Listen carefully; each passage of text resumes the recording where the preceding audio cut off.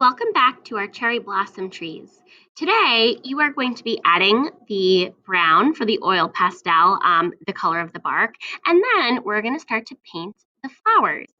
As you can see, I already started and I have one more to do, so I'm going to show you. First, you need to think about how trees are different sizes in different parts. So first, I'm going to start off with the branch, right, that I have coming off the side of my paper, and I'm going to color this in pretty thick. Notice that I'm not even going, not trying to stay on my pencil lines. I'm making it thicker than my pencil lines because it's the branch. Then I have two twigs coming off, right, so I'm making that more of a medium size, and I'm coloring it in, making sure that I color and press hard enough that I can't see through to my paper.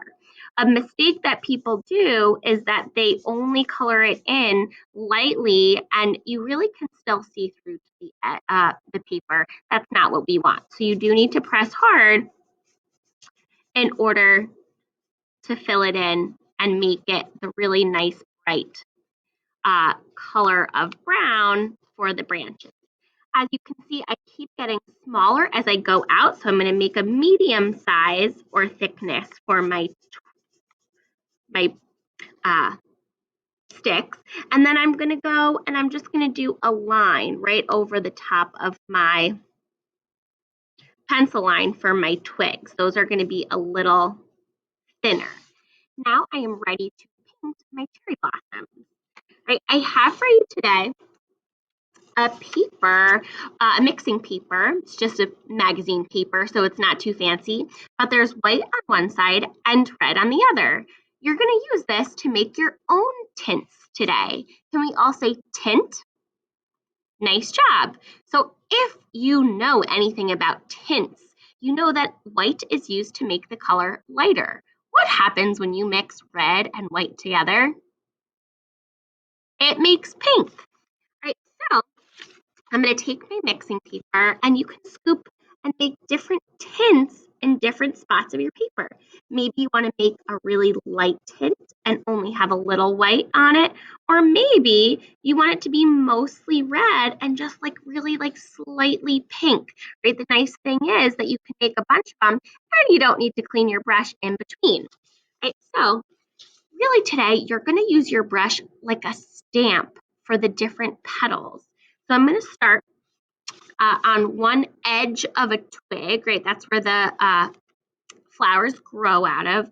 And I'm going to stamp my brush in different directions. 1, 2, 3, 4, 5. I was able to fit 5 petals in there just by pressing my brush. And I don't even have to redip it yet. I still have paint on my brush. So 1, 2, 3, 4, 5.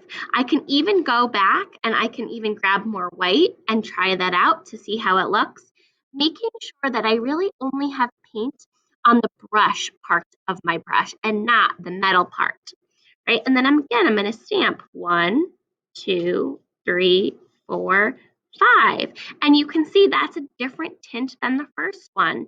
Cherry blossoms can be really any tint of white, anywhere to very red or pink. I'm going to keep filling up my paper and check back in with you when I'm finished.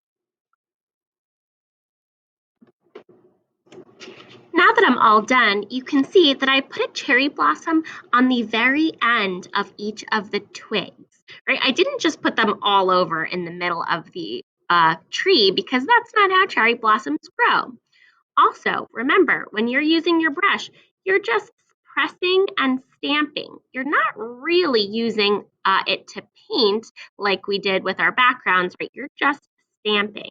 And finally, when you are making your project, you might need to hold your paper on an empty part that does not have wet paint on it, right? So this paint is dry, I can touch it.